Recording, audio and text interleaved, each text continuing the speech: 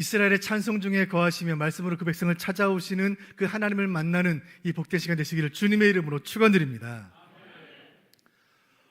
올 초에 개봉했던 개봉 영화 가운데 파묘라는 영화가 있었습니다. 저는 이 영화 보지는 않았어요. 장재현 감독이 연출을 맡고 최민식, 김고은, 유해진, 이도현이 주연을 맡은 이 영화의 장르는 오컬트 영화예요. 오컬트란 과학으로 해명할 수 없는 신비적이고 초자연적인 사건들, 주술, 초혼, 악령 등등이 나오는 영화예요. 오컬트 영화. 이 영화는 한 무덤의 발굴 과정에서 발생하는 미스테리한 일들을 소재로 한 영화라고 합니다. 이 과정에서 풍수 지리사가 등장하고 무당이 등장한다고 하죠. 이런 장르의 영화가 1000만 명의 관객을 동원하며 흥행하는 것을 보며 이런 생각이 들었습니다. 첨단 기술 문명의 시대가 되었지만 인간의 심리는 변하지 않는구나. 죽은 조상이나 무덤이나 어떤 영적인 힘을 통해서라도 신의 뜻을 알기를 원하고 그 힘으로 내 운명을 바꾸어 보고 싶은 마음이 인간에게는 있는 것입니다. 신의 뜻을 알기 원하는 이 마음은 인류 역사 모든 종교에 나타나는 공통적인 사상이에요. 고대 원시 종교는 하늘의 뜻을 알기 위해 해와 달을 연구하고 별자리를 탐구했습니다. 조금 더 발전된 종교에서는 신과 인간 사이에 중재자가 등장하죠. 신의 뜻을 인간에게 전달하고 인간의 소원을 신에게 전달하는 이 신령한 존재를 샤먼이라고 해요. 샤먼. 그리고 샤먼이 중심이 된 종교를 샤머니즘이라고 하죠. 우리가 묵상하고 있는 출애굽기를 보면 애굽의 술객들이 등장하는데 애굽의 술객들이 딱 샤먼이에요. 오늘날 무당, 박수, 영매 등등 이들이 샤먼이죠. 이 샤머니즘 종교에서 샤먼의 권위는 대단해요. 오늘날 전 세계적으로 수십억의 신도를 가지고 있는 고등 종교에도 신과 인간 사이의 중재자들은 여전히 존재합니다. 카톨릭의 사제들이 그렇고 이슬람계 이맘들이 그래요. 이런 종교적인 중재자를 일컫는 라틴어가 폰티펙스라는 말인데, 폰티펙스 이 말은 다리를 놓는 사람이라는 뜻입니다. 신과 인간 사이에 다리를 놓는 존재라는 뜻으로 원래 이 말은 고대 로마 시대 사제단을 부르는 말이었습니다. 폰티펙스. 그 로마의 사제들 가운데 가장 높은 위치에 있는 사제는 폰티펙스 막시무스라고 부르는데, 폰티펙스 막시무스, 오늘날 전 세계 카톨릭의 수장 교황의 라틴어 정식 명칭이 폰티펙스 막시무스예요. 오늘 설교가 다루는 주제는 제사장인데 이 제사장이 라틴어로 폰티펙스입니다. 오늘은 출애굽기 강해 설교 17번째 시간입니다. 지난 시간에는 성막에 대한 말씀을 함께 나누었습니다. 지성소 법계 위에 순금으로 된 카포레트, 그 속죄소는 하나님께서 그 백성을 만나시기 위한 지정하신 자비의 장소였죠. 이로써 하나님과 그 백성이 만나는 만남의 장소가 마련이 된 것입니다. 자, 이제 필요한 것은 무엇일까요? 하나님과 인간 사이의 만남을 중재할, 인도할 중재자였죠. 성경은 이를 제사장이라고 불러요. 오늘 보면 출애굽기 29장은 이스라엘 최초로 제사장이 세워지는 순간에 대한 기록입니다. 오늘 본문은 종교의 근원과 인간의 심리를 다루고 있고 기독교 신앙의 본질, 즉 예배와 성도의 사명에 대한 질문, 그리고 그에 대한 하나님의 해답입니다. 하나님과 인간 사이에 서 있는 제사장은 과연 누구인가? 하나님이 그에게 주신 사명은 과연 무엇인가? 이를 통하여 오늘 나에게 주시는 교훈은 무엇인지 말씀을 통해 나눠보도록 하겠습니다. 첫 번째 생각할 주제는 제사장은 누구인가 하는 것입니다. 제사장은 누구인가? 자, 이 이야기는 출애굽기 28장으로부터 시작이 됩니다. 출애굽기 28장 1절에서 하나님께서 모세에게 주신 명령을 보겠습니다. 제가 읽어드립니다. 너는 이스라엘 자손 중 내 형 아론과 그의 아들들, 곧 아론과 아론의 아들들 나답과 아비후와 엘르아살과 이다마를 그와 함께 내게로 나오게 하여 나를 섬기는 제사장 직분을 행하게 하되 아멘. 하나님 모세에게 이르시기를 너의 형 아론 그리고 내 형의 아들 너의 조카들을 이스라엘의 제사장으로 임명하노라.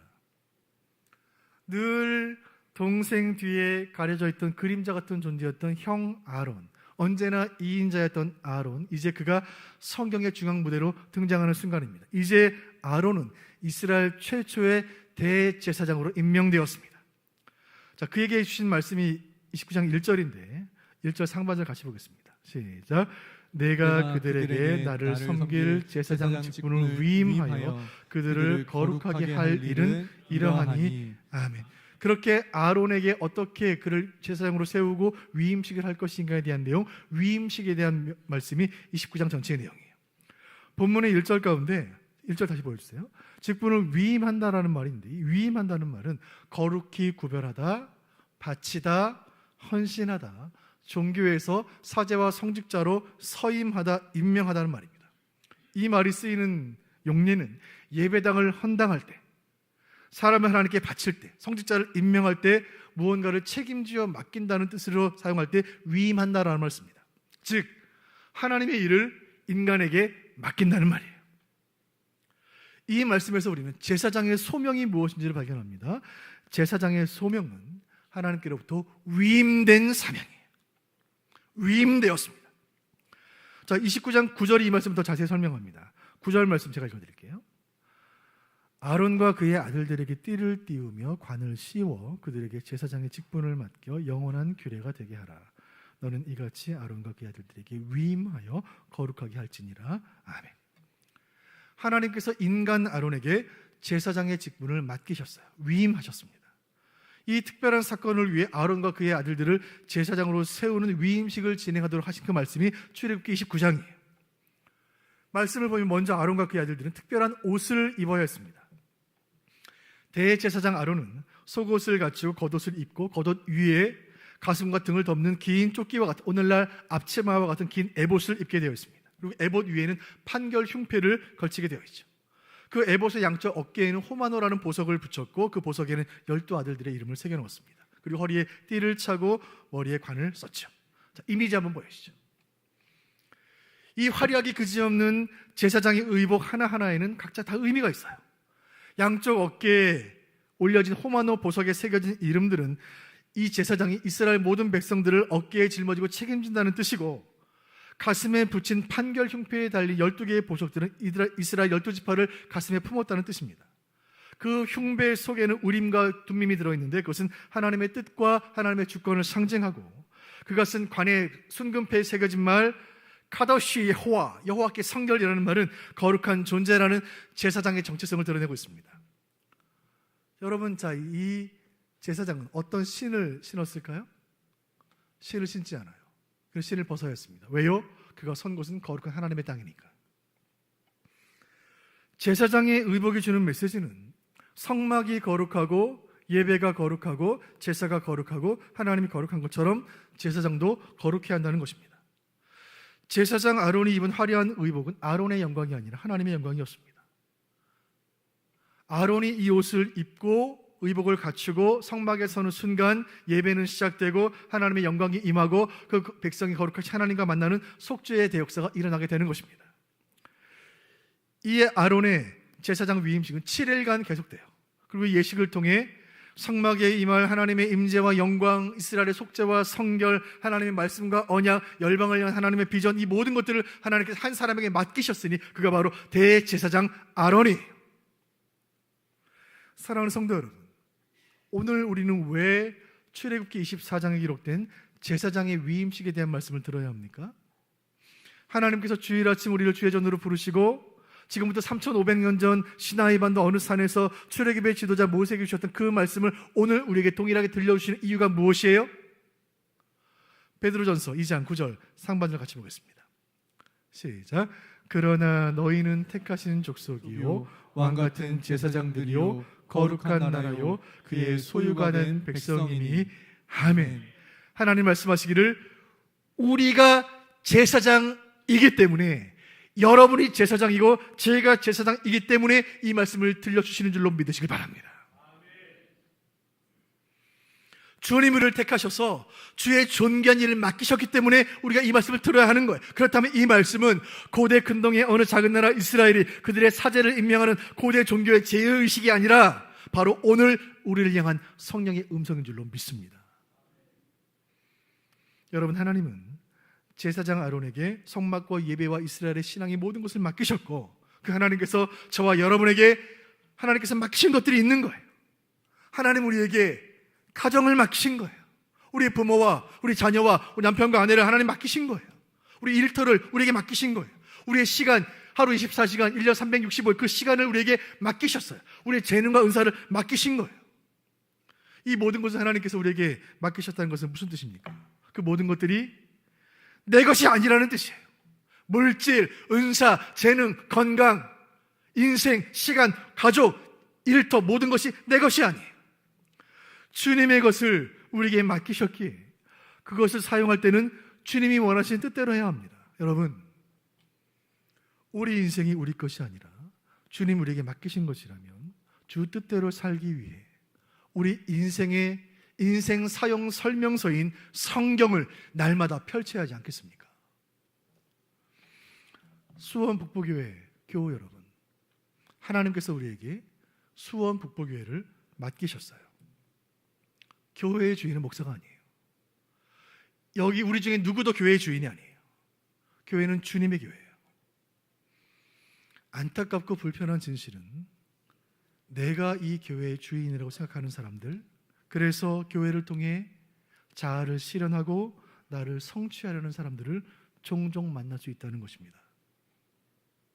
교회에서 인정받고 교회에서 박수받고 내 존재감 확인하고 나를 과시하려는 사람들이 있어요. 이 유혹에 가장 크게 노출되어 있는 사람은 목회자예요. 중직자들이에요. 여러분들은 어떠십니까? 그 유혹이 얼마나 강한지 예수님 잘 아시기에 제자들에게 이런 말씀 주셨습니다.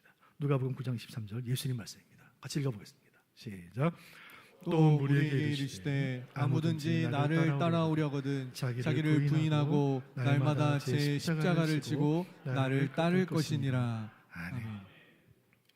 예수님 제자들에게 말씀하시기를 나를 따르려면 자기를 부인해야 한다. 권위 있는 영어 성경도 이렇게 번역합니다. He must deny himself.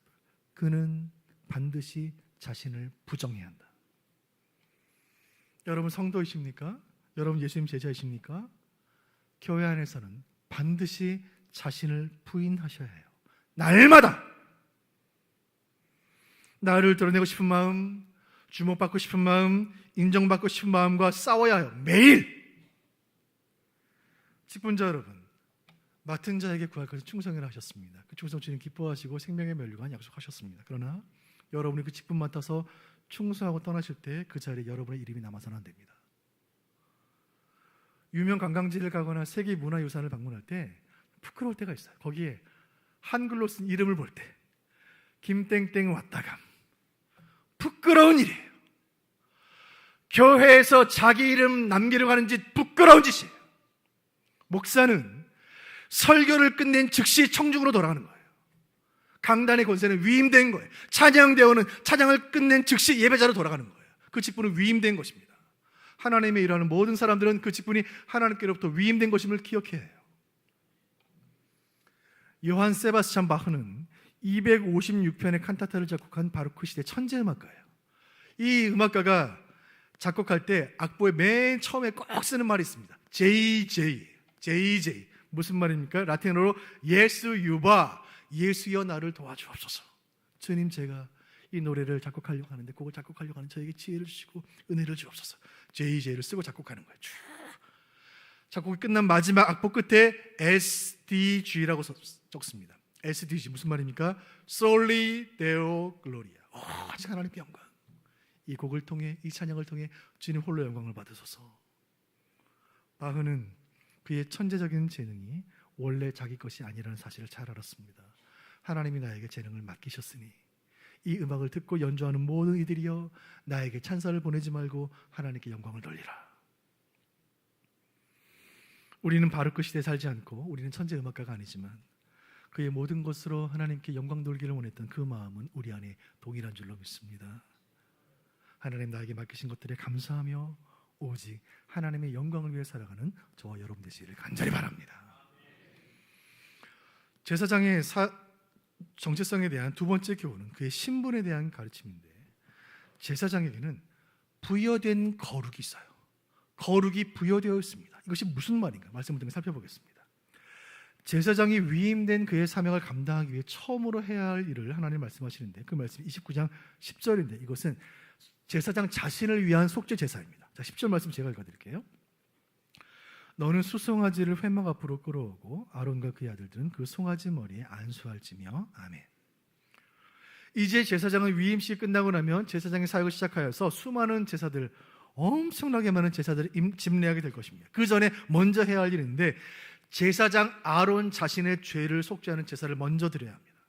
그를 위해 순양을 잡게 하고 순양의 피를 흘려서 오른쪽 귓볼에 바르고 오른쪽 엄지에 바르고 오른발 엄지에 피를 바르라고 말씀하세요. 이 귓볼과 오른손과 오른발의 엄지는 그의 신체 전체를 상징하죠. 온몸에 양의 피를 바르므로 머리 끝부터 발끝까지 정결케 되어야 한다는 것을 의미하는 것입니다. 그 자신을 위한 속죄의 제사 이후에 주신 말씀 29장 9절 하반절 같이 읽어보시죠. 시작. 너는 이같이 아론과 그의 아들들에게 위임하여 거룩하게 할지니라. 아멘. 이 말씀을 통해 우리 깨닫는 바는 무엇입니까? 제사장은 원래 거룩한 것이 아니었다는 것이죠. 여러분, 제사장은 본래부터 거룩한 존재가 아니에요. 속죄의 제사를 통해 위임식을 통해 기름 부음을 통해 거룩해지는 거예요. 그에게는 없던 거룩이 하늘로부터 부여되었으니 이것을 우리는 부여된 거룩이라고 부르는 것입니다. 이스라엘의 대제사장 아론, 그는 화려한 옷을 입고 눈부신 관을 쓰고 거룩한 성소에 들어가 하나님을 대면하는 그 존귀한 일을 위해 택함받고 위임받았지만 그러나 그도 죄인이에요. 중세 말기에 교황과 사제들, 그들은 그 자신들이 죄인이라는 사실을 망각했어요. 제사장은 애초부터 거룩한 존재가 아니었어요. 제사장은 죄인이고 하나님께서 그에게 거룩을 부여하셨기 때문에 하나님 앞에 서서 예배를 인도할 수 있게 된 거예요. 제사장이 그 자신이 죄인이라는 사실을 망각하는 순간 그 즉시 하나님의 진노 앞에 서게 되는 것입니다. 오늘날 이단 교주들의 타락은 그 자신을 스스로 거룩한 존재로 여기는 착각과 교만 때문이에요. 하나님 앞에 서서 제사를 인도하고 예배를 집례하는 제사장이야말로 하나님의 은혜가 절실히 필요해요. 미국의 개혁주의 개신교 신학의 지도자 R.C. 스프로울은 이런 글을 남겼는데 제 마음에 떠나지 않는 말입니다. 여러분과 나누고 싶어요. 이 신학자는 이런 말을 했습니다. 그리스도인들은 잘난 척할 것 아무것도 없습니다. 우리는 원래 의로운 사람이 아니었습니다. 그저 한 거지가 다른 거지에게 가서 이 빵을 어디서 구했는지를 알려주는 것, 그뿐입니다. 다시요. 한 거지가 있는 원 베거가 있는데 어나더 베거에게 가서 말해주는 것, 무엇이라고요? 내가 이 빵이 어디서 생겼는지를 말해주는 것입니다.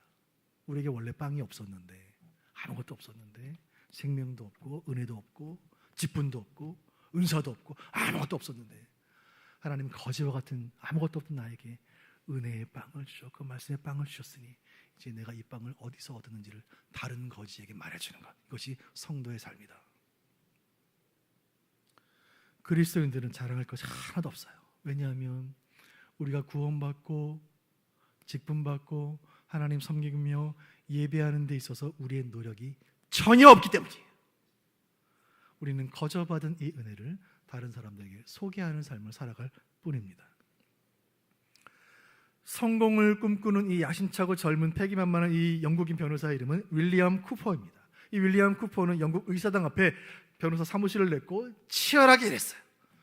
그런데 과도한 스트레스가 그를 삼켰습니다. 그는 육체적으로 무너졌고 정신적으로 무너졌습니다. 우울증에 시달리다가 자살을 시도하는 단계까지 이르게 돼요. 그 인생의 벼랑 끝에서 극적으로 복음을 듣게 되고 신앙의 삶을 살게 된 것입니다. 그렇게 10년 동안 믿음 생활한 어느 날 자신의 삶을 회고하며 주신 은혜에 감사하며 한 시를 적어요.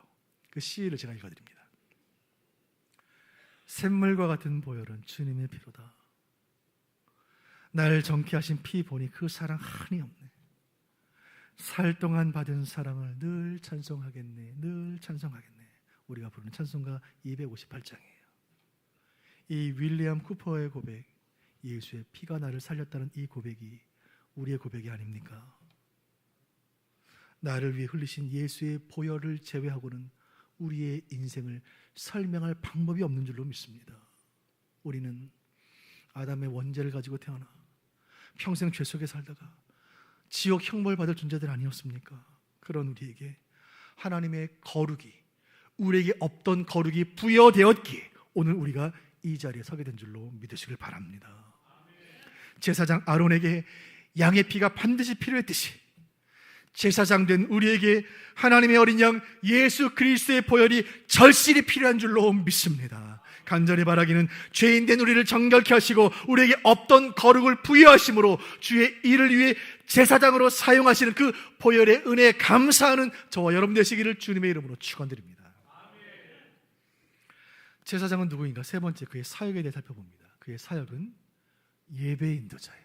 예배 인도자. 본문 42절 제가 읽어드리겠습니다. 이는 너희가 대대로 여호와 앞 회막문에서 늘 드릴 번제라. 내가 거기서 너희와 만나고 내게 말하리라. 아멘. 이제 위임받은 제사장이 여호와의 성막에서 늘 해야 하는 일은 제사를 인도하는 일입니다. 카포레트, 그 구름 날개 사이에 좌정하신 하나님은 예배를 통해 그 백성을 만나고 그 백성에게 말씀하시는 거예요. 그 일을 위해, 예배를 위해 사명을 위임하시고 거룩을 부여하신 존재가 제사장이에요. 하나님께서 오늘 우리 모두를 제사장으로 부르셨다는 그 사실 앞에서 우리 인생을 돌아보길 원해요. 여러분, 우리는 예배를 위해 부름받았습니다. 예배를 위해 구원받은 거예요. 예배를 위해 태어난 거예요. 예배를 위해 살다가 예배를 위해 죽는 거예요. 우리가 제사장이요 예배를 위해 부름받았다는 사실 앞에서 우리의 지나온 신앙 여정의 모든 예배를 돌아보길 원하고 모든 신앙의 삶을 돌아보길 원해요. 우리 인생을 반성해 보길 원해요. 여러분, 지금까지 예수 믿으면서 신앙생활 10년, 20년, 50년, 70년, 80년 하면서 나를 통해 예배의 자리에 서게 된 사람이 몇 명입니까? 다시요. 수십 년 예수 믿으면서 예배 드리면서 예배 드리지 않던 사람이, 예배 중단된 사람들이, 예배의 감동과 은혜도 모르던 사람들이 나 때문에 예배의 자리에 나오게 돼 함께 예배 드리고 함께 은혜 받고 함께 구원받게 된 사람들 몇 명 있습니까? 반대로 혹시 나는 누군가의 예배를 방해하고 있지는 않습니까? 우리는 제사장인데 나 때문에 교회 떠난 사람 없습니까? 등줄기가 오싹하시는 질문이에요. 여러분, 나 때문에 시험 든 사람 없습니까? 나 때문에 지금 이 예배당에 앉아있는데 은혜 못 받는 사람 없습니까? 지금 이 시간 나는 제사장으로서 하나님 앞에 영과 진리로 예배하고 있습니까? 우리를 제사장으로 부르셨다는 이 말씀 앞에서 교회 안에서의 예배뿐만 아니라 교회 밖에서의 예배, 삶의 예배를 돌아보길 원해요. 로마서 12장 1절 제가 읽어드립니다. 그러므로 형제들아, 내가 하나님의 모든 자비하심으로 너희를 권하노니 너희 몸을 하나님이 기뻐하시는 거룩한 산제물로 드리라. 산제물, 살아있는 예배, 삶의 예배를 드리라. 이것이 너희가 드릴 참다운 예배다. 예수님 말씀이에요. 우리는 가정의 제사장입니다. 교회에서만 예배 드리는 것이 아니라 가정에서 예배를 드리고 가정에서 기도해야 합니다. 여러분의 가정에는 기도 소리가 들려오고 있습니까? 우리는 교회에서만 예배 드리는 것이 아니라 우리의 삶의 현장 일터에서 예배 드려야 합니다. 여러분의 일터에서 예배 드리고 있습니까? 하루 일과를 시작하면서 사무실에 앉아 말씀 묵상하십니까? 기도하십니까? 목회를 하다 보면 성도님들의 부탁을 받고 성도님들이 일하는 일터에 가서, 교회 말고 일터에 가서 예배를 인도할 때가 덜어 있습니다. 하루는 학교 선생님이신 선생님의 부탁을 받고 학교에 가서 예배를 드리는데 아이들이 뛰어다니는 그 교실 한 구석에서 선생님들이 모여 앉아 예배를 드리는데 큰 감동이 있었습니다. 의사이신 집사님 부탁을 받고 병원에 갔는데 분초를 다투는 그 병원에서 그 의료진들이 점심시간 잠시 쪼개서 드리는 그 예배를 인도한 적이 있어요. 증권회사 다니는 집사님의 부탁을 받고 증권회사 사옥에 갔는데 그 수백 명, 수천 명의 직원들이 정신없이 왔다 갔다 하는 그 치열한 삶의 현장에서 시간을 쪼개 드린 그 예배를 잊질 못해요.